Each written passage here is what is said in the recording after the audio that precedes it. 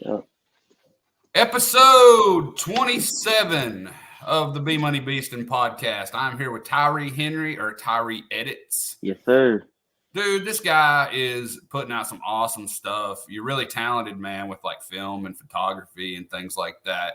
And I've really enjoyed kind of keeping track of what you're doing. And I know we're in the same Appreciate it. state. So, like, we relate to the same kind of, demographic Mm-hmm. and dynamic. And so tell me, man, like I got kind of a background a little bit that you kind of started doing this because of a film teacher that you had. Yeah. Yep. So kind of So, tell us about that. so, freshman year of high school, wasn't wrestling. I was getting in a lot of fights. Got kicked out. Well, almost got kicked out to the point where my mom decided that since if I get into another fight, I will. She's going to take me out of school at the end of the semester.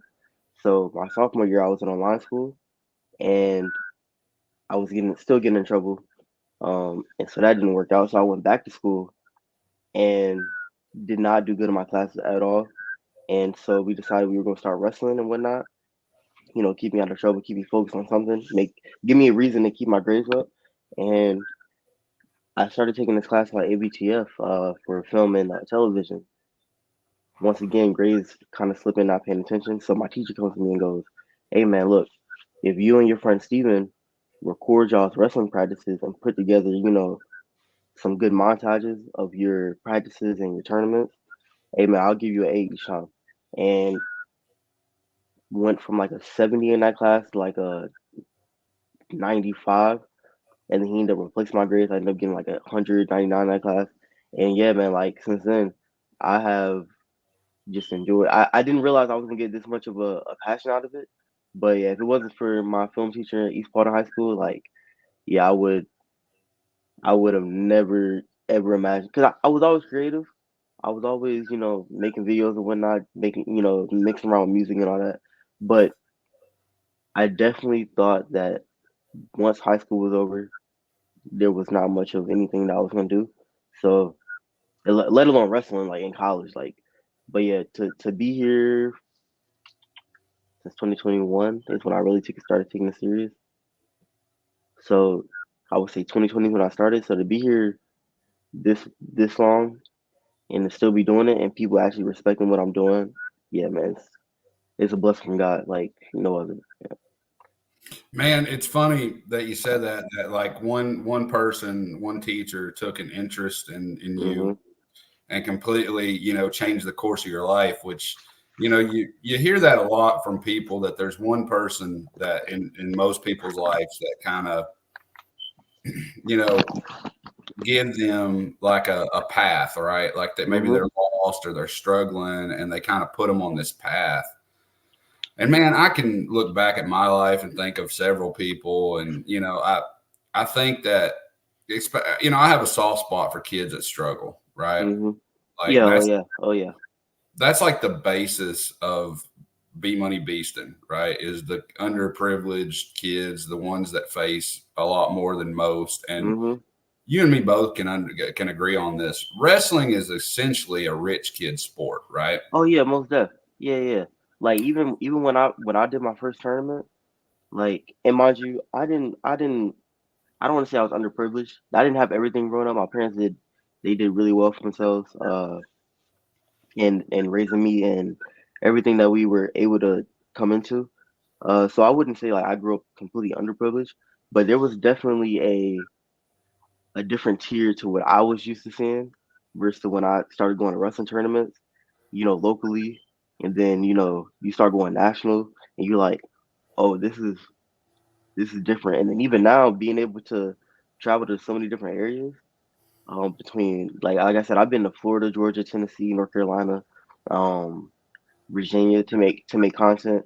People from way up north have come down, and I'm like, yo, these folks got some money, man. Like money that I've never even seen in my life. Like I would, yeah, if I had half of that, I wouldn't know how to act. Yeah, man. Like you see it, and like here, there's something I truly believe, though, right? Hmm. I truly believe that if you got a guy that loves the sport, that wants to get better, like and even if he doesn't or isn't able to go to every single tournament everywhere in the country, And then again, there's a second side to this, and we'll get to it, but he can make up for that in a good Yep. run with a good coach, right? Yep. And I think that especially in youth league, man, from like 6U or 4U or whatever it starts at now. I think Bryson started wrestling at 5, but back then it was like Bantam or Todd or something like that. Mm-hmm. So from that age through like middle school, I feel like it's kind of like let's look at it like the NFL, right? Mm-hmm. Jerry Jones owns the Cowboys, and Shad Yep. Khan owns the Jaguars, and you got Al Davis's son, Mark Davis, owns the Raiders. We're just throwing out Yeah. a few people. Mm-hmm. The moms and dads are the owners, and the kids they're trying to pay for all these accomplishments Exactly. in a youth realm, right? Mm-hmm. Where at any given time, anywhere, there's never going to be a college coach say, "Hey, Look at what did that you little, yeah. 8 years old?" Right? Yeah. Yeah.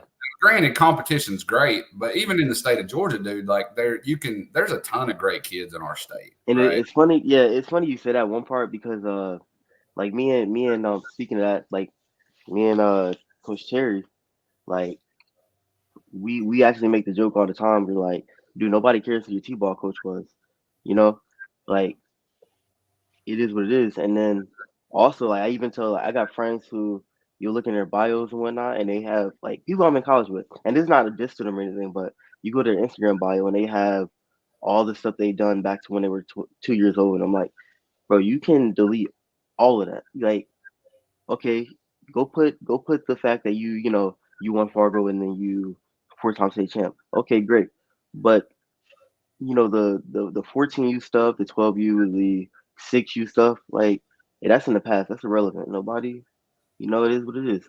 But yeah, like me and Terry definitely joke about this a lot. The fact that you just said that, I like that. Yeah, man. In reality, though, going back to the financial side of things, right? Hmm. I said this to there's Jacob Howland. I don't know if you know him, Oh yeah, I but know. Yeah, Coach JJ. Yep. yeah, he's Yep. a great dude, man. We really Virginia, connected pretty well. Virginia boy too. Virginia boy as well, man. Yeah, Like, yeah. yes sir. He he was. We were kind of talking, and we threw out this idea, and it's the same thing Nick Perler told me several months ago. And like Nick Perler has these competition hammer camps, right? And it's Hmm. like every other month or something, and I think they're like 2 days or 3 days. You basically come in like on a Thursday and you leave like Sunday morning, Yep. and they match you in groups and you basically wrestle live matches. Hmm. And it's about a fraction of what the cost would be to go to like Tulsa Oh or yeah. Yep. wherever. And if you look at risk reward, and this is how I've always looked at this as I'm a single parent, right? Like I Hmm. got one income. Yeah, well, I mean, I make a little bit off of Bmoney Beastin, but my real job, right, is my income. Yeah. And so I've always tried to balance and look at what's the best case scenario here for value, right? Like where are Most we getting definitely. value? Hmm. Like I like that setup that Perler's got, and me and Jacob Howland were talking about it, and it's like, look, man, you may be good enough to go and place at Tulsa or Hmm. whatever, but you're spending $1,000, $1,500, $2,000, and you could potentially You go. could go 0-2, yeah. Like, I mean, and that could happen to anybody, yeah, right? yeah. So okay, so we just spent $2,000 to Potentially potentially, do something, yeah. yeah, or And you can spend a fraction of that and like go to Ohio. And Bryson does every year. He goes up to mhm. Jeff Gordon in Ohio.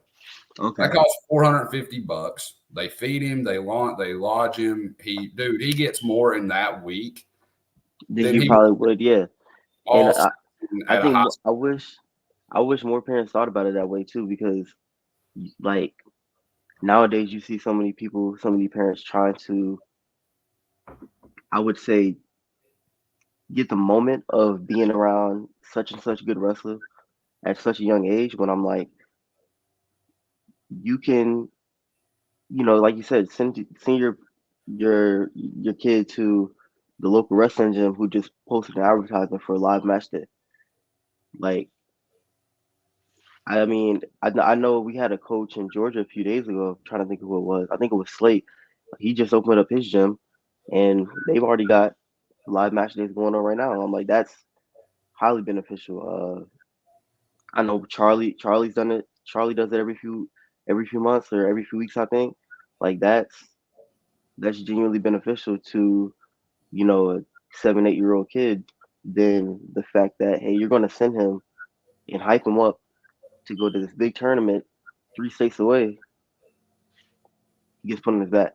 Like that's just, you know, And story a we're lot of not kids' lives. saying that there's kids that can't compete, right? Like I'm not Oh yeah. saying that. Like I think the word, like looking back at like all the experiences we've had, me and my son together, I think the worst dual record he ever had was when he was like, I don't know, 7-ish. He was Hmm. on one of those minion teams when he was little. I think he went like 4-6 or something at AAU national duels. It was a fun experience, I feel like, and I actually think he got better from it, right? Yeah. But that was also in Kingsport, so we're talking a 3-hour drive, Hmm. right? Plus, I have an aunt that lives up there, so we actually stayed with her during the weekend. So we Yeah. really all paid for was gas and food. Hmm. So it wasn't a bad trip. Now you look at, we've been out to Virginia Beach and we've done like probably a little bit of everything. I think the only thing we've never done, we've never been up to New Jersey. I guess they do that Yeah. duel in New Jersey. We never been up there. But in general, like we've done a lot of cool things. And like last year, he went up to the Tyrant duels at the Football Hall of Fame, Yep. and we treated it as a like a vacation, right? I took a Hmm. vacation week, and we went to the Football Hall of Fame, which was super Yep. cool, right? That's dope. Yeah.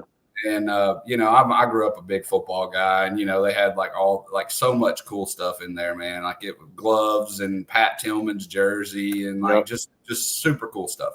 So we treated it like that, and I think he was wrestling PA and Ohio kids, and I think he went like 7-3, something like that. And I'm like, that was cool. It was fun. We were up here. We seen some of our family from Ohio, so that was kind of a vacation type thing. Hmm. But when you get to like you said, when you get to the point where I think it's more about the parents than it is the kid, right? Yeah. At a young age, like, oh, we got to win this, we got to win this, and Hmm. I've been guilty of that too. Hey, and it's almost like you're trying to keep up when in Yeah. reality you need to Yeah. just get better, Better. and Yep. you can get better in ways that don't break the bank for people. Hmm. And you were talking about Charlie. I love Charlie Morris. Almost done. Yeah. Yeah. God bless that dude, man. I don't know if you've seen some things I've posted. I know Bryson got in some trouble, and Oh, okay. it looks like he's going to miss his freshman wrestling season. That's where we're sitting Oh at. yeah, yeah, yeah. I did see that. Yeah, I shared that link to a few people. Yeah, Yeah. I remember getting that. Yep. This past Wednesday, we went to tribunal to argue it. Like we understand he messed up and he needs to be Hmm. punished. But they even that not only did they not shorten his sentence, which was too long anyway, they Hmm. added to it. Really? Like it was the most ridiculous thing. I filed an appeal, whatever. But the reason I said that was to say this. The first person that reached out to me about Bryson was Charlie With Morris. Charlie? Yeah. He said, anything I can do, let me know. I said, man, he said, I'm going to write you a letter of recommendation. He said, I love you, man. Like, God bless Charlie Morris. Hmm. And whenever you said that about the match day, he does that Kumite thing. Yeah, yeah, yeah, yeah, yeah, yeah, yeah. I have never been able to wrestle one of those, and it kills me so much because being that I'm also in the military as well, as I think I told you. Yes, sir. Um, every time it comes around for like when the year I was supposed to do, it, I think 2022 I was supposed to do it, and then I don't think he did one in 2023, or I might be mistaken. But I know the last two times I wanted to do one, I had to get put on active duty, and I'm just like, yo. But the people that you see in those they go enter those tournaments, like my old coach Dodgens and my teammate Jordan Khalil does it. Old teammates from Broome Parker, Sean Houston, he does it. Like, yeah, man, I've been wanting to be a part of one of those for a minute. So that's a shout out to everybody in Georgia. Hey, Charlie, if you run a one, I'm in there. I promise you. I will definitely find a way to get into one. But I'm glad you brought that up. I love that tournament that Charlie puts on. It's pretty cool, man. We only got to do it once when Bryson was like in 6th grade. We went down there. We had a free weekend. We went down there, and he won like a little wooden plaque. It had MF on Mhm. it, and he got like a singlet. It's somewhere up in his closet. God knows. Mhm. I'd be scared to look in there, but I'm sure it's in there somewhere. Um, But it was really cool. He had like you've been to Moore's Fitness, obviously. Oh yeah. Yeah, he pulled up the garage doors in the back, and you had all that mat space. So you had like little guys. There was 2 matches at a time going on one side, and then the bigger guys 2 on the other side. And dude, it was like rapid fire, like bam, bam, bam, bam, bam. You were in and out in less than 2 hours. Yep. And like, I think he got like 5 or 6 matches or something, right? Mm-hmm. So like, you're like, okay, I spent, from our house, we live up at the top of the state near Chattanooga. Yeah. So I'd say, what is that? Maybe an hour and 30 minutes, hour and 40, so it's like about a 2-hour drive maybe. Mm-hmm. But like, all right, we spent 4 hours driving.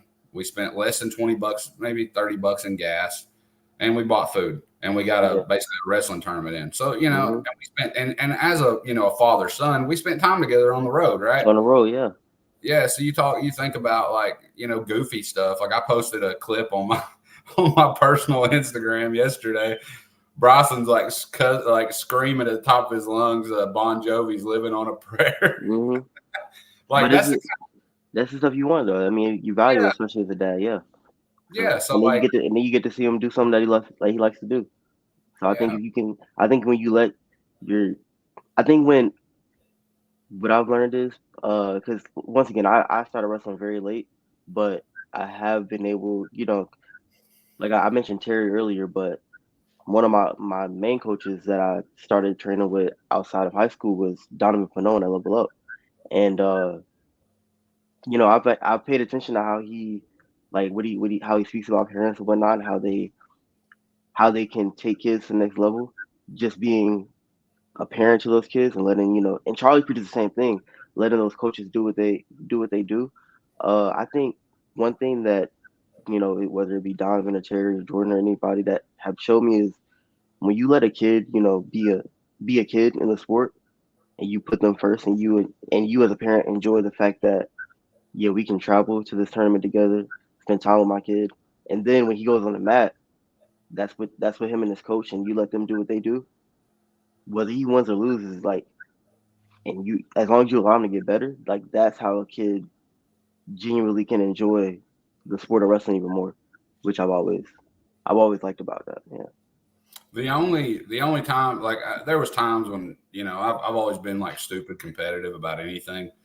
Like if me and you played checkers, I'd probably be upset if you beat me, right? I'm just that kind of guy, right? Like when Bryson was small, I look back at like how I reacted to certain situations, and I regret it, right? Mm-hmm. Like I would overreact, like, oh, you lost in overtime. I'd throw my hat. Like what? Like looking back on it, it was immature and really dumb.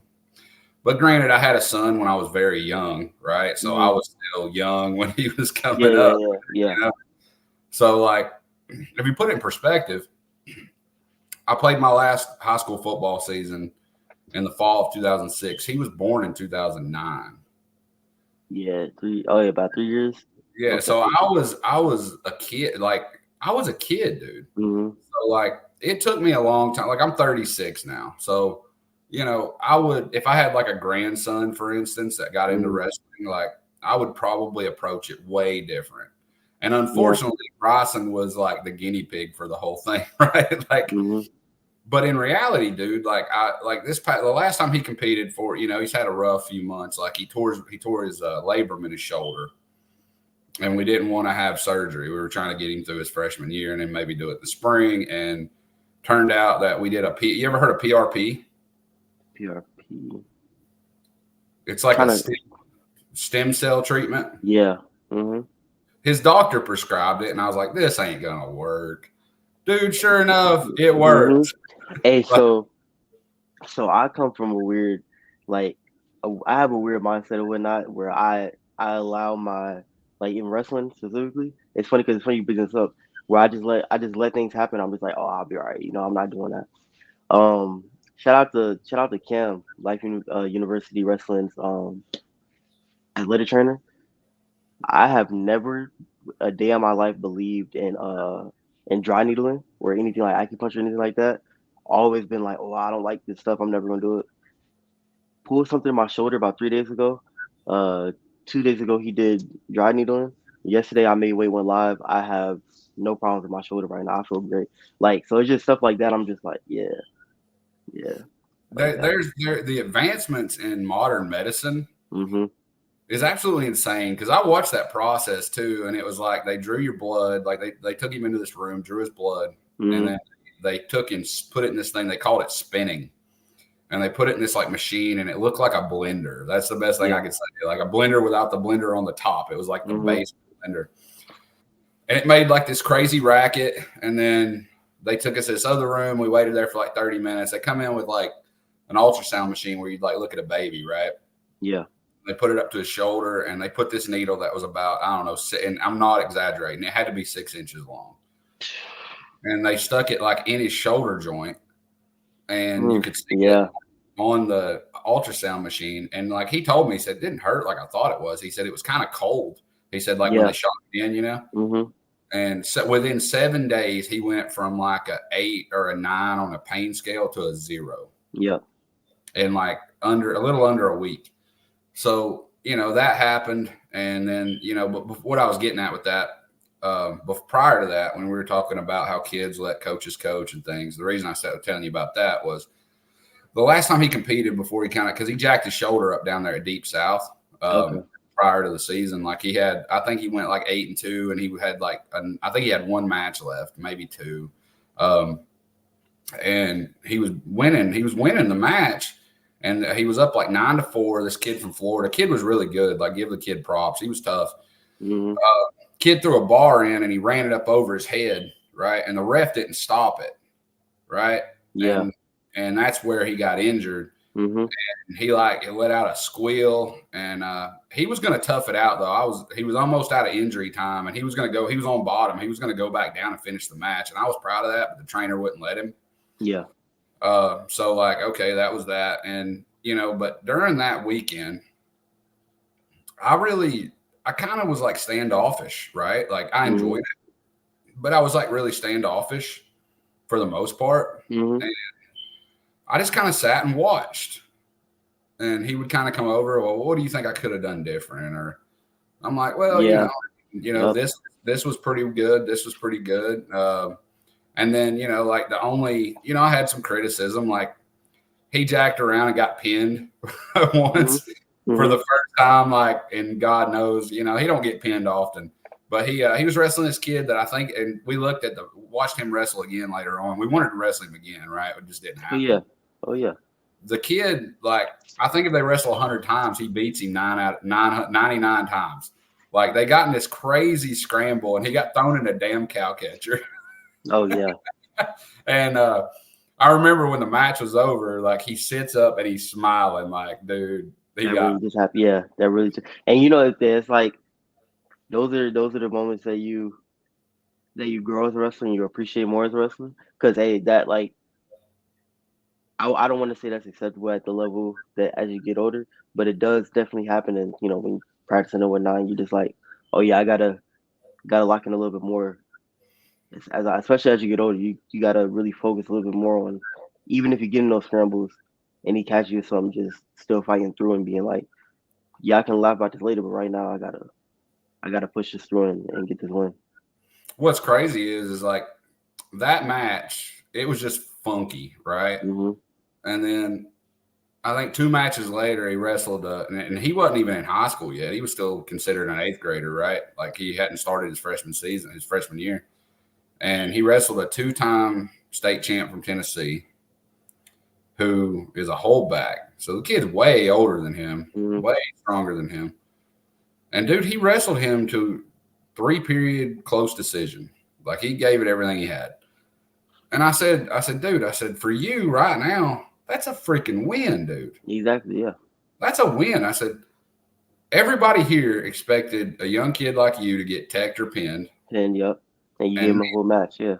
And neither one happened. Like, you know, at one point, like, there was one moment in the match where he was on top. Of course, the kid, you know, is a stud, right? But, like, if you're winning and you got, like, a minute left, you're probably going to try to stall some, just try to get out of the match. And the coach had yelled at him. And this is one thing I didn't agree with. I was like, no, but, like, you can't do nothing about it. It's the coach. Coach is coaching. He said, cut him. And I'm like, no, give him time to work on top. Like, no. and he cut him. And I think with about 8 seconds left, he got taken down, right? Like in a crazy scramble.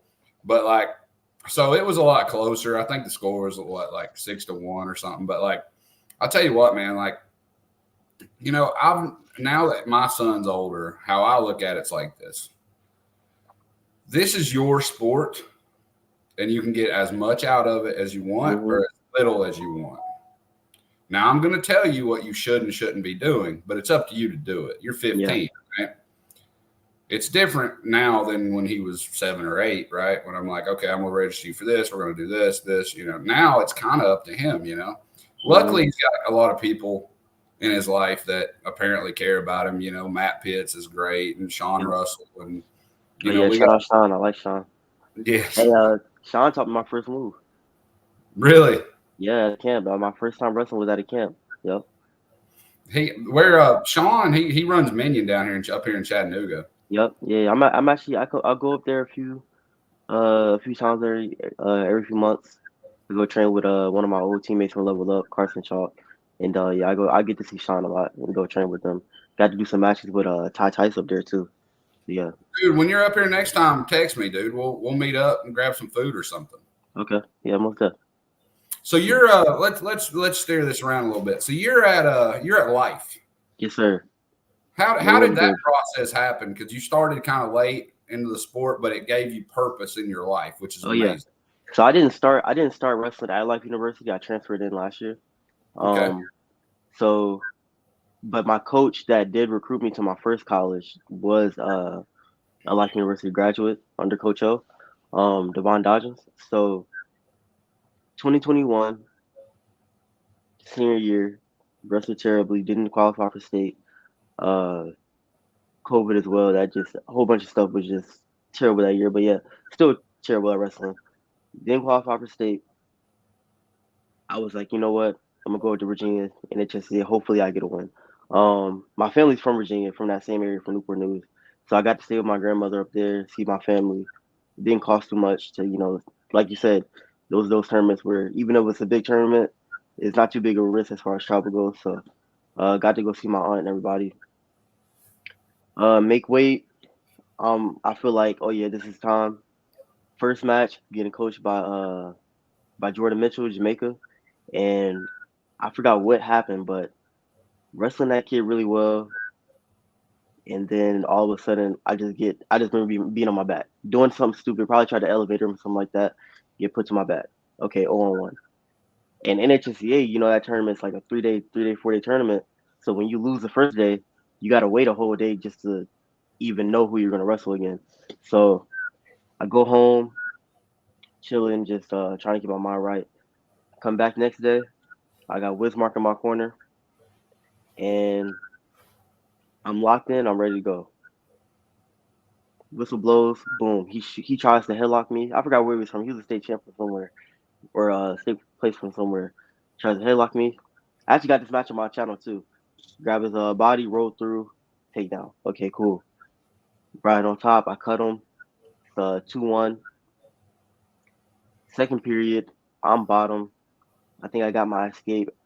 Third period, he got his escape. So we're looking at a 3-1 match. 3-1 or a 3-2 match. I think 3-1 match. Hand fighting for about a minute in the third because it's like a minute and a half period. So they're calling these stalling calls fast. I backed up a few times, boom, stalling. Backed up again, stalling and 1. It's 3-2. I look at Wiz is like, hey, look, man, I would hate for you to want to shoot with 15 seconds up, you can win it, but hey, you got to shoot. You got to figure something out. I'm like, you're right, coach.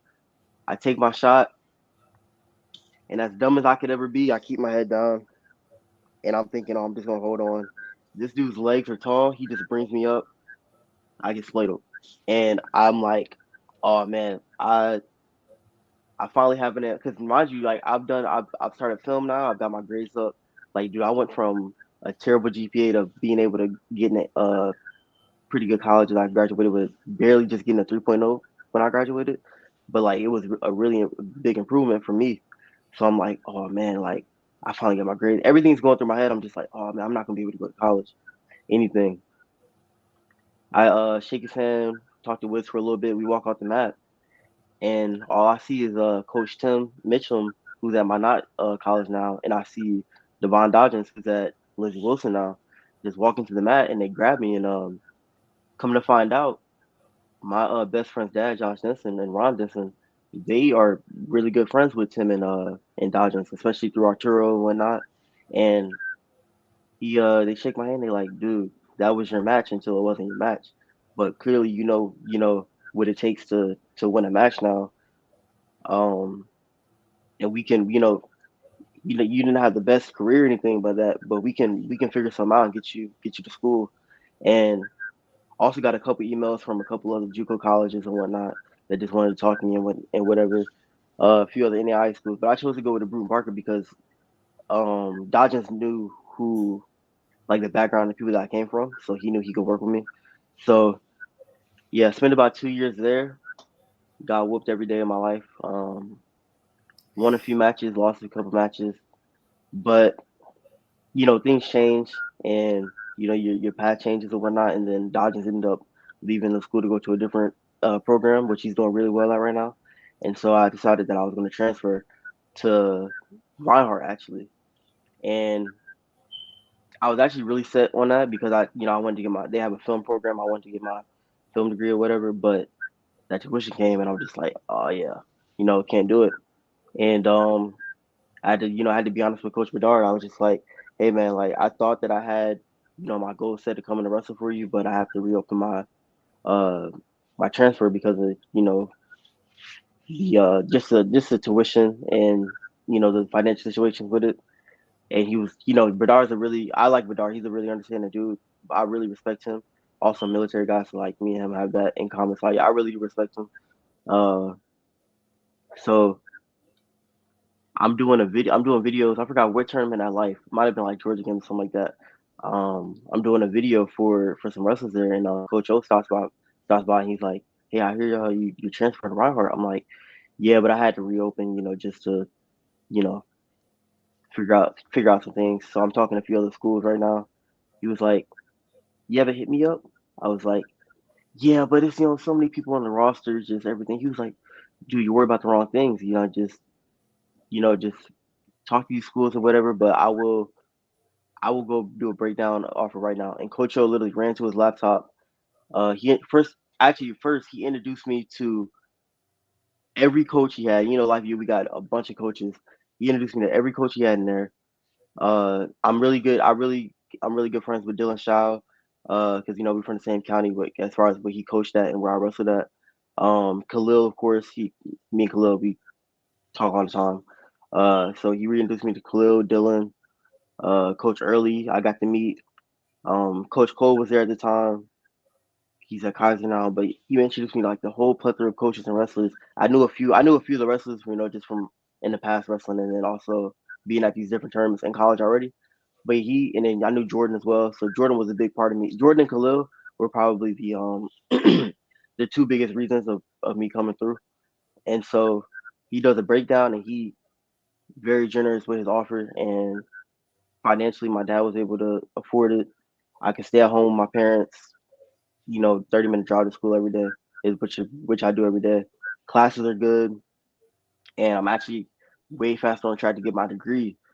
And then I'm also on the best wrestling team in the nation for the NIA.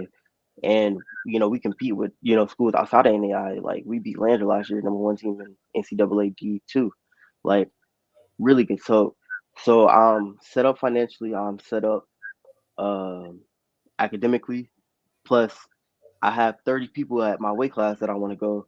So I'm wrestling a tournament just to make it out of practice essentially. So that, like, I couldn't. That was something that I really did value. A lot of people, they talk about how, oh, life has so many people. I'm like, yeah, life got so many people, but at least we know that when you start on that team, you you can All American, you can win a national championship. And I think I really do appreciate being able to have that feeling in the room every day.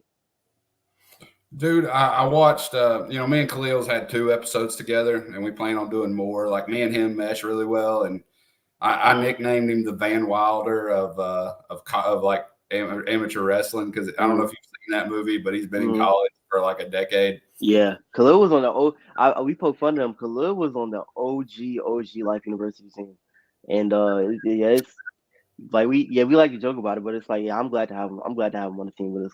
But yeah, Dude, he has some experience. he's the best, bro. Yeah. But like, I watched yesterday. I didn't watch the whole thing, but I seen the 100 minutes. The 100 minutes. Yes, I'm sir. guessing.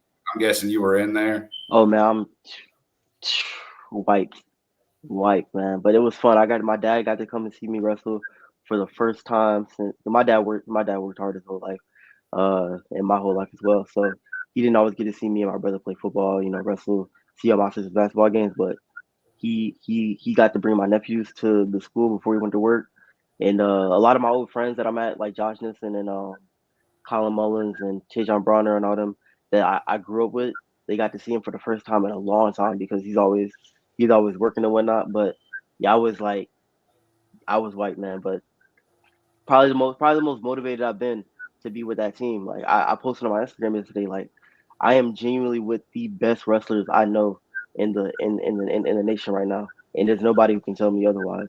The motivation that I feel just being able to be in that room with Coach O, and he wants you to take chances, and it doesn't matter about you know getting taken down or oh, so what, you got turned, get up and get your points. Like there's no team, there's no coach, there's no teammates who can push me harder than the community we have at Life University.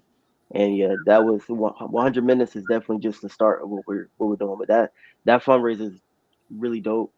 We raised a good amount of money for our team, so Coach Layden can get that golf cart, and those coaches and everybody on the team can be taken care of. Gear and everything is nice. So yeah, thank you, especially to all the parents. I'm thankful for all the parents that help out. Dude, I tell you, like, I guess I started. I don't know how long Omi's been there now. 10 years now. I think 10 years. Is Was it okay. 2024 or eight? I think 8 years at Life. I believe 8 years at Life. I might be wrong. He can correct me. A couple years back when he started the Club Lucha thing. Hmm. I remember, I used to take Bryson down to Arturo at the wrestling center once a Yep. month. Oh yeah, shout out Arturo. I love Arturo, man. Yeah, everybody loves Arturo, man. He's the The godfather of man is the the wizard, wrestling. man. He would have these like day camps that were like 9 to 3, I think, something Yep. like that, like randomly on Saturdays, and we Hmm. try to hit at least one a month until of course, it closed about a year and a half ago or whatever. But when I'm the only reason I kind of paid attention, the logo was super cool, Club Yep. Lucha, right? Hmm. And then I grew up like a WWE fan, right? Yeah. So like Rey Oh yeah. Mysterio, Yes. right? Yeah. Like a luchador or whatever. So it's Hmm. like that's kind of cool to like connect to kids. And then it showed where Arturo was going in and like coaching Hmm. like youth practices, which was like that's super cool. Yep. And I think to build a youth club around a successful college program Most definitely. is very, very beneficial because you're going to have good people on all levels around these kids, which is a Hmm. great thing. And say you only end up like say you train 700 kids from kindergarten to out of high school. Say you get one of them to go to Hmm. Life. That one become that's a Yep. win for the program, right? Yeah.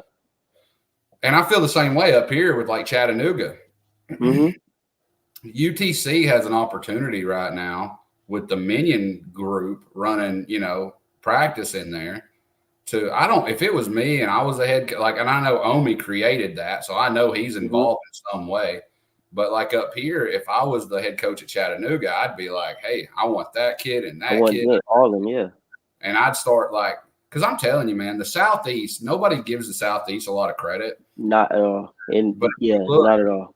if you look in the last couple of years, and I've said this several times, Georgia's 14U team and then 16U freestyle team placed 8th twice in the country. So like, and then you got, Orion Mills is one of one, Oh yeah. Oh yeah. Oh yeah. But you got kids, Tanner Hunt's a freaking stud, dude. Like, there's a lot of kids coming up right now, and kids that are already up there, like Cohen Hargrove, like there's a lot of kids in the state. So You can mention 1,000 of them. I'm just throwing out a few. Bmoney, that kid's a Yep. freaking stud. Logan, Antonio, Yeah, Riley. Yeah, just we can talk that like kid. this.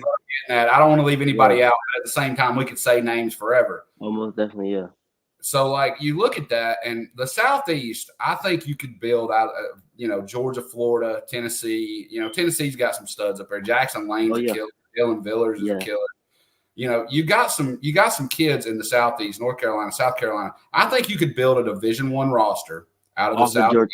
Yes, me and Donovan, me and Coach Donovan actually mentioned this, like all-time Georgia lineups and all-time like Georgia club team lineups. Like we have produced.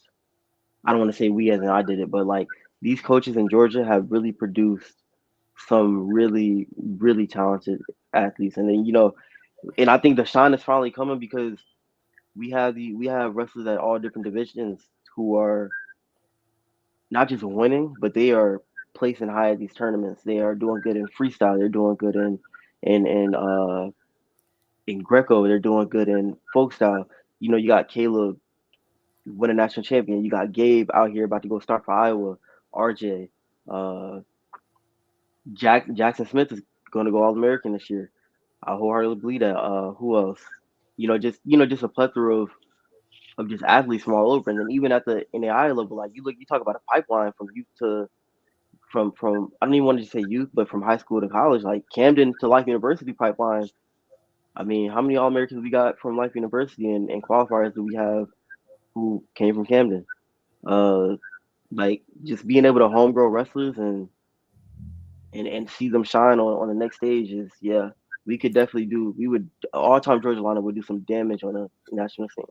If Georgia or Georgia Tech or that's probably your options, Georgia Tech, if they had a wrestling program, right? Mm-hmm. Their football program, especially at the University of Georgia, has so much money come into it. They could pull a little aside. That wouldn't be a problem. And you could keep kids in the state of Georgia on in-state tuition, which is a big thing, right? A big thing, a huge thing. Huge thing. If you could, and then, Chattanooga, like I like UTC, right? I've always kind of rooted for UTC, and they're the only Division I program we have, and a big Southeast here. Like I can't think of many. I mean, there's North Carolina, or whatever. North Carolina has plenty of programs, but it's like as far as like that for us, for Georgia and Tennessee, UTC is it. And so like Chattanooga is kind of like the one. So if they have a radius where it's like 45 miles, I believe, outside of the state line or something like that you can get in-state tuition. Yeah. Yep. Well, like in North Georgia and like down in Alabama, and then you kind of circle around, like there's enough radius there. If they could keep some of these kids, of course, like Cooper Hilton, his dad was he went to Michigan. I forget, was he a hockey guy? Maybe, I can't remember. I know we talked about it once, but like, of course, he's going to go to Michigan, right? Because it's dad lineage. But you got the Urichucks coming up from Chattanooga. Right. Yeah. If they could get all of them to stay right there at UTC, them boys can wrestle, man. Them boys can wrestle, yeah. There's a group right there, and then like if you can get all these kids to stay within that radius to stay at home, and that would be the same difference if Georgia had a program. Yeah. Imagine, dude, like Roundtree's pumping them out like nobody's business. Oh yeah. Shout out to me. Like if you look at, and I'll tell you, man, the most vast improvement that I've ever seen for a kid, and I knew it was coming because I've seen him wrestle for years. I love Johnny Hunt. He's crazy, but he's awesome, right? And he used to coach the Minion teams. Tanner, from the time he was 8 till now, has turned into a solid killer, dude. All right. So you look at these guys, and who's responsible for building him at this point? Sammy. Yep. So you take these like you could take half that Roundtree room, and year after year after year add them to the roster at the University of Georgia, and eventually you're going to have a roster that's going to be stacked. Yeah. And that's just one club. There's kids everywhere. Like that Jung kid's a young kid over at Morris Yep. Fitness. He'd be Yeah. really That kid good can. at some Yeah, that point. kid can wrestle. That You kid know, can he's wrestle. coming up. You know, Harrison Murdoch's a freshman at Yep. Christian. Yep. You know, like there's a ton of kids in this state, man, that you could year after year after year into a program like Yeah, that. I'm excited for like the eighth grade class right now coming into high school. Like we got two kids who are freshmen this year at Level Up, Mihai Nekula, Emil's younger brother, and then Nathaniel Park. And I'm talking, I scrapped with those kids.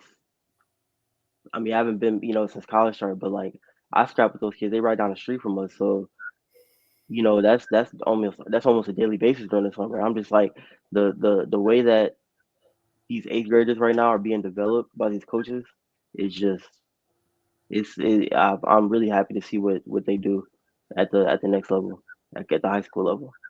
It, Let alone when they become seniors and oh, when they become college freshmen. Because now it's like I think another big part of it is these coaches who are already respected and well regarded, they're bringing around so many other college athletes like Level Up bringing around Jordan, and Sammy has Chip Ness, and Charlie has Khalil, and Trey, and they have all these coaches who they're younger, they can relate to these younger kids more, and they can develop with them because those styles, that's the style they got to be used to. And I'm like, dude, when these kids become you know juniors, seniors, college, like it's going to be a different game. I'm like, yeah. oh, dude, like here's another thing we could talk about though to kind of add on to that, and this is more of a PSA than anything. You can be a great wrestler and a knucklehead at the same time. 100%. Yeah, I've experienced it. I've been that, honestly. I think I've gotten some. There were points where I was getting so much better. This goes back to my first year of college, because all my teammates and my coaches will all say it. Actually, what's funny is one of my coaches from Bloom Parker said it a few days ago when I did a camp at this high school. Um, he was like, "This kid, man, so much potential, knucklehead." I was like, man, 'cause he's right though. Like, and you see it, not just in yourself, but you see it in kids who are as young as 8 years old, all the way up to kids in college. Like you, and I think the point of you saying that is I hate the fact that the media has gotten so much bigger in wrestling to the point where that's kind of being a standard for some of these kids, because you got like the Ferraris falling out on Instagram, social media, and I see like kids at tournaments like watching this stuff and being entertained by it, and I'm like, man, that's the same kid who dad called him a knucklehead 2 days ago. I'm like, oh man, you know what I mean? But like, yeah, I agree. You can definitely be great and not be, you can have all the potential in the world and not be able to tap into it to the point where you're like, hey, I gotta watch what I'm doing. I gotta, whether it be, and that can be attitude, that can be grades, that can be, respecting your coaches, your teachers, your parents, um, all of that. You have to make like that. The reason I brought this up, we talked a little off camera. I'm not going to get too into it anymore, but dude, you can literally do some amazing things in this sport. If you're a football player, you can be a great football Yep. player. You can be a good basketball player. Whatever it is you do. But and that's important to develop those skills, right? Hmm. But I'm gonna tell you right now, there's a kid that I interviewed. Go back and watch the episode when you get a chance. Luke Carpenter. Luke Carpenter. Okay. Luke Carpenter's a senior at East Hamilton High School in Hmm. Chattanooga. His father was the athletic, and it still is the athletic trainer at Ringgold High School. I went to Ringgold. I tore my knee a Okay. couple times, spending a lot of time with his dad. Great people. Luke didn't start wrestling until sixth grade. He did it because his brother did it. Hmm. And now he's a senior and he's kind of playing catch up, but he's really honed in, right? He wants to get better. The kid's got a 4.0 GPA. Yep. Like that's blowing me away anyway. A Hmm. 4.0. Yeah, I couldn't imagine having no. I mean, I'm doing really good in college now, but still haven't been able to break the 4.0 mark. I'm at like a 3.8, but dude, Like here, anytime I hear 4.0, I'm just like, yeah. Like that, whenever you like, to me, if I was a college coach and I got a kid that's starting to get better now, like it doesn't matter when he started, whatever, but he's starting to get better now.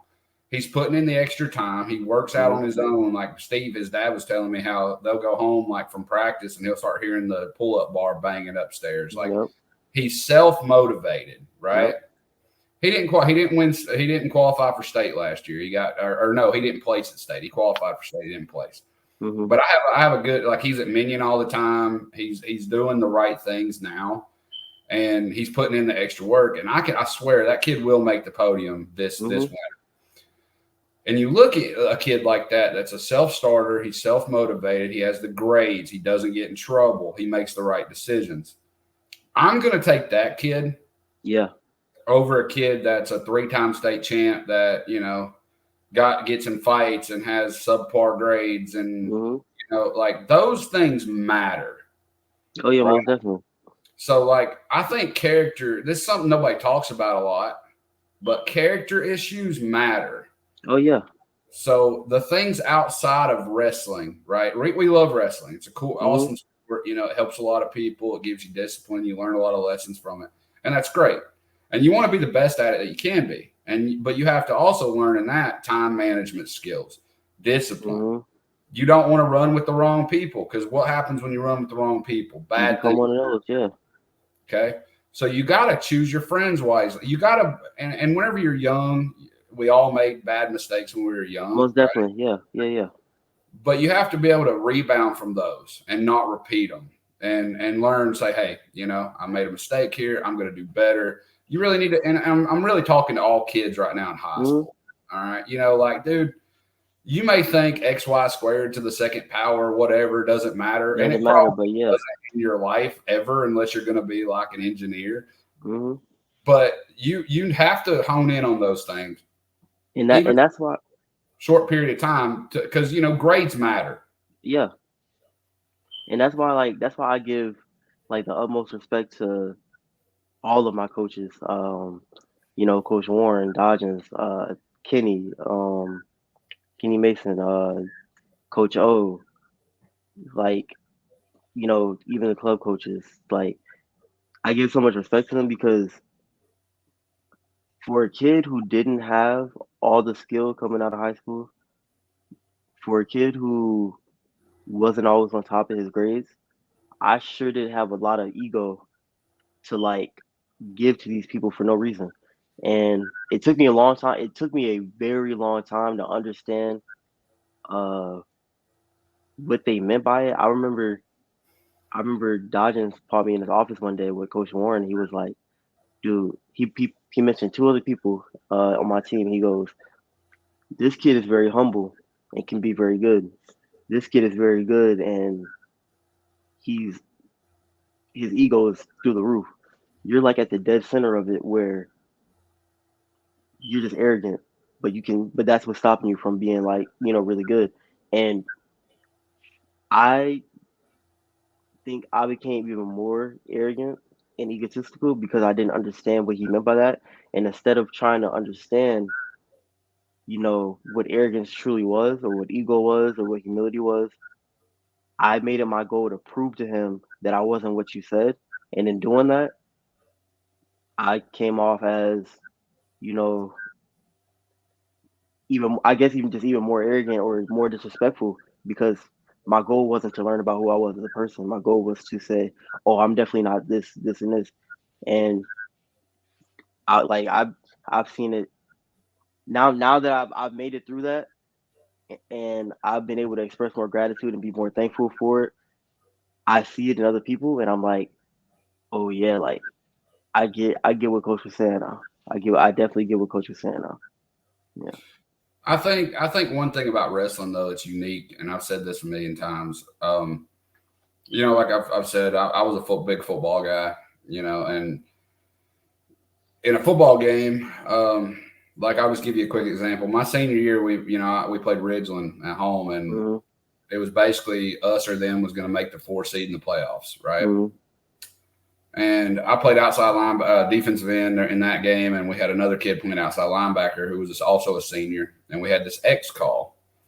Now the X call was I went out, he went in, right? And we held a kid. His name was Terrell Freeman, I believe was his name. He was at the time was leading the Chattanooga area in rushing yards, right? We held him to like 81 yards on the night. Like he didn't bust loose until that play in overtime. And what happened was the kid that was playing outside linebacker with me, he broke his forearm in the middle of the overtime period. So they sent in this sophomore kid. And I remember calling the X call, and I looked over to him. I said, "Do you understand? I go out, you go in." Mm-hmm. Yeah, I got it. And you could tell he was like scared to death, right? Yeah, Like, yeah. Yeah. And I went out, he didn't move, touchdown. and I remember thinking to myself after it was over, I had a feeling this was going to go bad. I should have stayed put, but it was like, hindsight's 2020.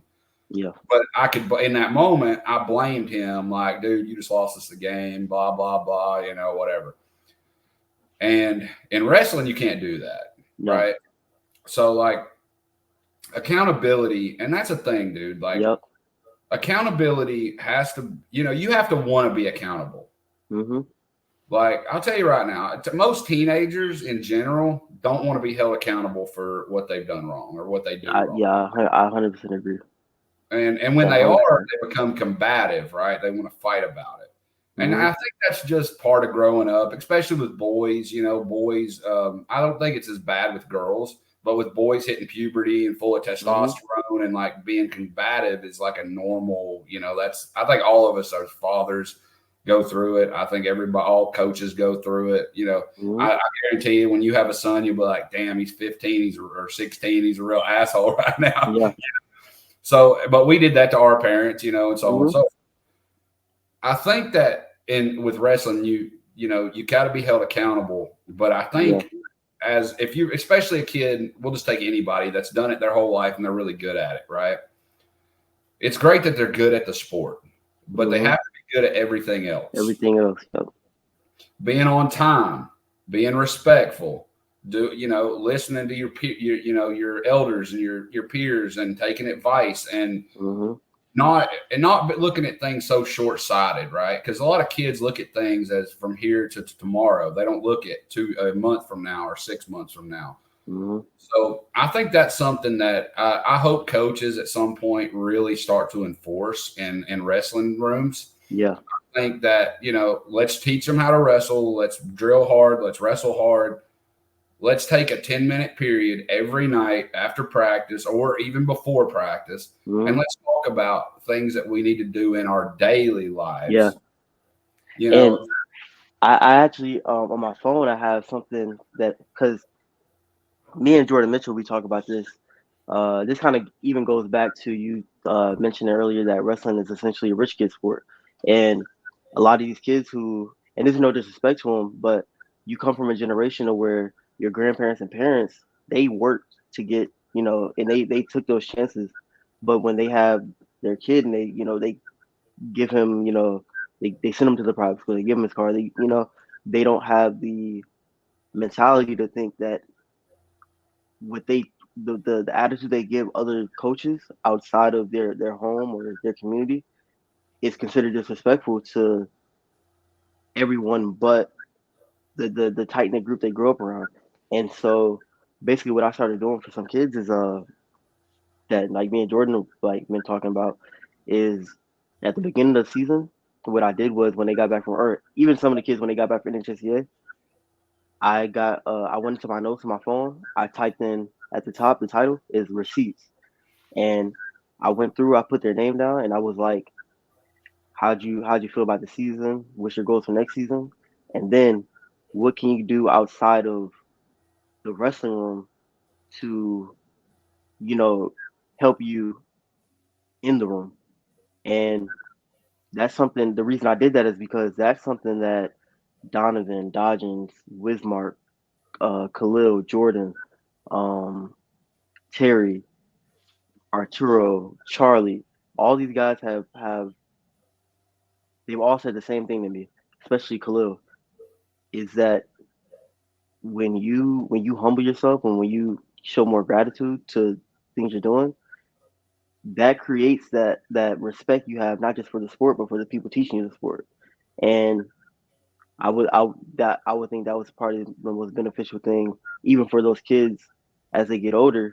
And like, because you see, I mean, you're gonna see it in every aspect, not just in their home life, but also in their wrestling life. Like you said, 15, 16 years old, puberty and all that, post puberty, all that and everything. They think that they're the shit, and you have to eventually be humble to know that you're not.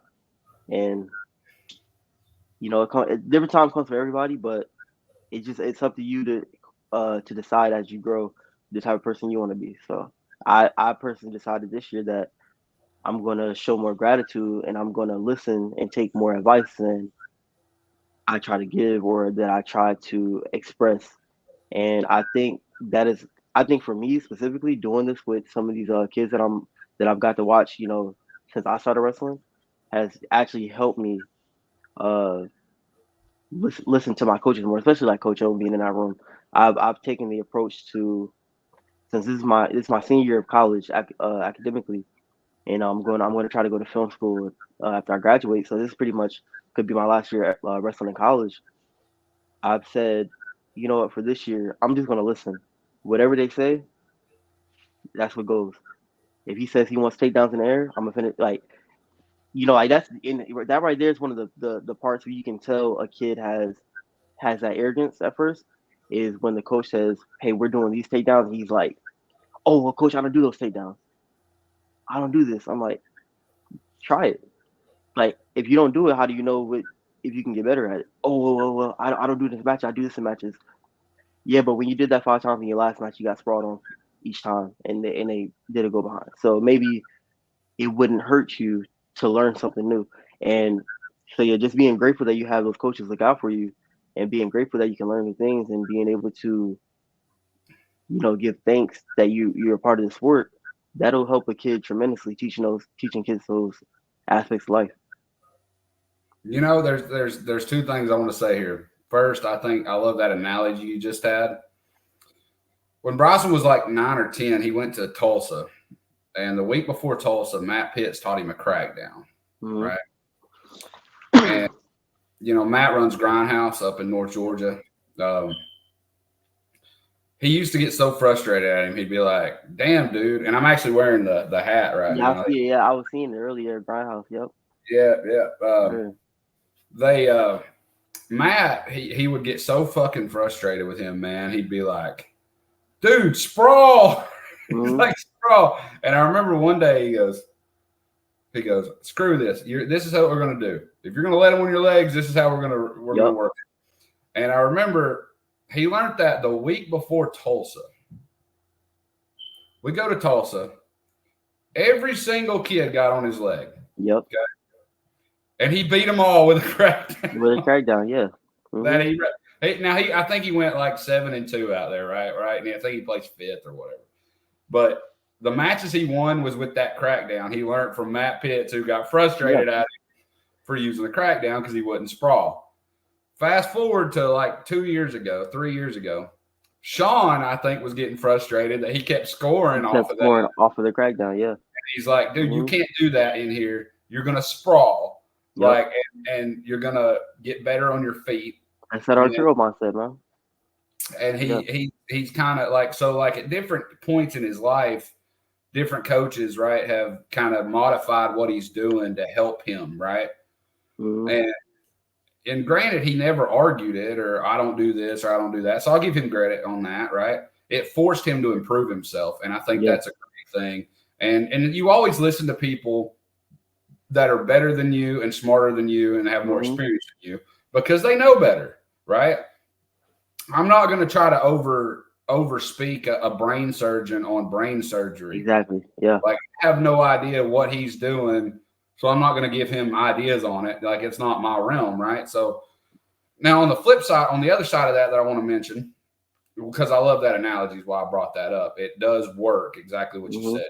Coach says something, do it, learn it, get better at it. Also, when you were talking about like the kids that, they went to private school and they had a brand new car and they, the parents and the grandparents before that worked to earn that money that put them in a really good situation. when almost everything is handed to you easily, Mm-hmm. you don't appreciate it. Exactly. Yeah. Yeah. And I think that kids, and I did this to my son recently. When he got in trouble, I said, you know what? You messed up. I don't hate you. I love you. You're still my son. Mm-hmm. I will always love you. I'm here for you. But you're going to pay for this. And this is how. Yep. I said, I can't control what the school does. I can't control what, any of your coaches do, any your friends. I can't control that. But we are going to control this. Mm-hmm. And for a little group of time there, I started making him volunteer. Yep. He went to this place called it's up here in Ringgold called Christ Chapel, and I dropped him off at like 10 in the morning, 9 in the morning, picked him up at 2. So he worked like almost a full work day. Yep. He was sweeping floors, loading soup cans, hanging clothes. This is like a place for underprivileged people to get food, clothing and whatever they may be able to, food vouchers or whatever it is. And when it was over, he's like, yeah, I worked for free. I was like, yeah, you did. Yep. And you know what? That makes me appreciate you, especially you being that tells me that you're a good dad, you're a good father because, like I said, like my parents, like my dad's from a third world country. My mom grew up in the hood. Like I've seen them come from essentially nothing to making really good lives for themselves. And the best thing they could have ever done for me, I would say, is giving me the working mindset. Um, every weekend for my church growing up, we were doing something for the community. Uh, you know, like you said, sweeping, mopping, cleaning, just the basic stuff for not for us, but for others. Um, like going to hospitals, praying for kids, being just working for not even doing it for something, like doing it to get something, but just doing it to better yourself. And I think that's what I appreciate the most. I think that what it gives you is it gives you that mindset that you can never stop chasing something. You can never stop chasing a goal, because when something's given to you and you haven't had to work for it or chase it, the world kind of throws a brick wall at you when you finally do, and that shows in the sport. Honestly, I think what Terry and Jordan have really showed me is that you can watch the kids who have had to work for something versus the kids who they're good, but they haven't necessarily had to do the extra in their life. So when they come into the room and your coach asks you, "Hey, we want you to do hard drills after we just went live for 30 minutes." Like, who really wants it? Who's really going to chase it? And you know, it's up to if you see that. I think it's up to you as a person, not even just as a coach or a teammate or a wrestler. In general, it's up to you to help that kid understand what he needs to do because you can't make anybody. I think if anything, life has told me is that you can't work for anybody and you can't live for anybody. That's something that they strictly have to do. But everybody, as human beings, we have the ability to help people get better, and I think that should be a being there for people is something that would genuinely help with that mindset. Dude, me personally and my family, which, my family consists of me, Bryson, my younger son, Zachary. I got my dad. Mm-hmm. We don't have a big extended family. We're very small knit group, I consider a lot of people that I'm close with, family type people, Mm-hmm. but we're the type of people that like little things throughout life. This is how, so you'll understand us a little better. Like if I met you in the street and you said, dude, I'm freezing to death and I have nothing, I would take Yep. you to a Walmart, buy you Yep. clothes, buy you food. I'd probably even find a hotel that I could get for like a week and be like, man, I can't do much more, but if you need me, just call me. Yep. Yeah. Um, Bryson, when he was in, what grade was he in? I don't know. He was in elementary school. He kept letting some kid like use his lunch account. And it went on for like several weeks. And for a few days at a time, he just didn't eat lunch. And I didn't Mm-hmm. know what was going on. Turned out the kid was handicapped, right? He was, he didn't understand how to do it. So, and nobody, like no adult there, like it blew my mind that no Yeah. adult would help the kid. Mm-hmm. So Bryson's like giving him his lunch every day, right? Yeah. And I'm like, dude, props to you, bro. Like, Mm-hmm. like we're those kind of people. Yeah. And I think, not saying that we're perfect because we're not at all, but like that's the basis of what I tried to build and what we try to build here with this Bmoney Beastin brand. Mm-hmm. And our partner out in California, Quantal Langford, shout out to Quantal. He created all the characters you see behind me back here. Okay.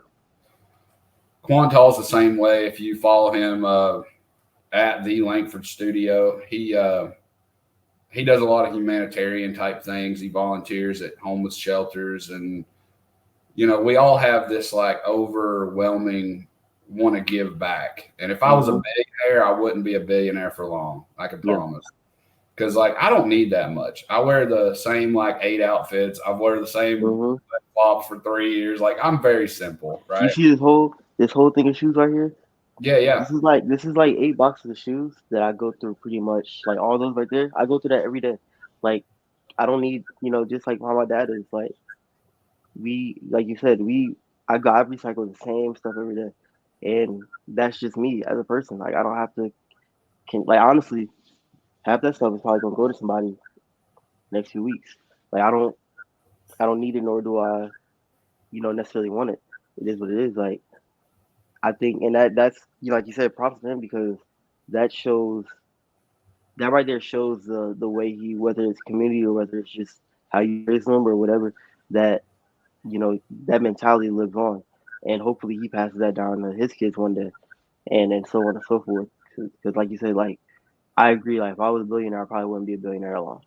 Um, I wrote down my purpose because a lot of people that say they're trying to find their purpose. I think I found my purpose a long time ago with how like my dad having me, my parents and my pastors, everybody having me help out homeless and less fortunate people, stuff like that, and seeing people who need the guidance in life.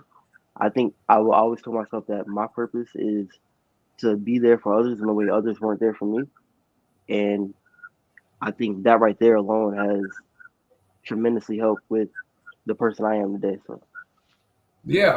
I think gratitude and giving back is like a passion of mine now. Yeah. Oh, dude. Yeah. It's been like that for me forever. Like I coached a little 7U football team years ago, right?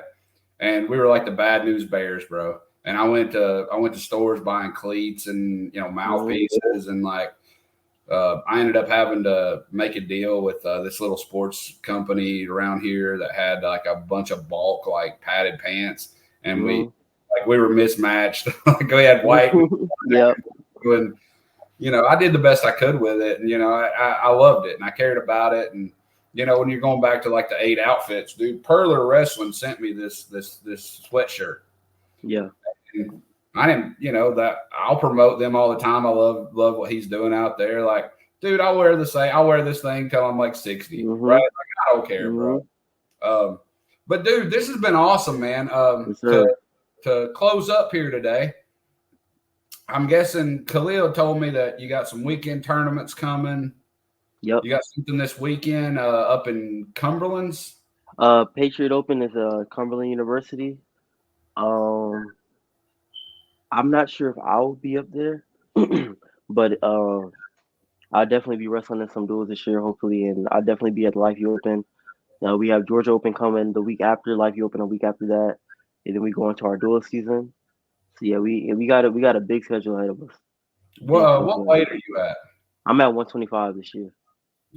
Yeah, I knew you were a little guy. I just wasn't sure. Light guy. Yeah, light guy. I wrestled 133 last year, but I was redshirted. But I did pretty good at 133. But I think now I'm at the weight class I'm supposed to be at. So, dude, how can people find you and check out your film work and things like that?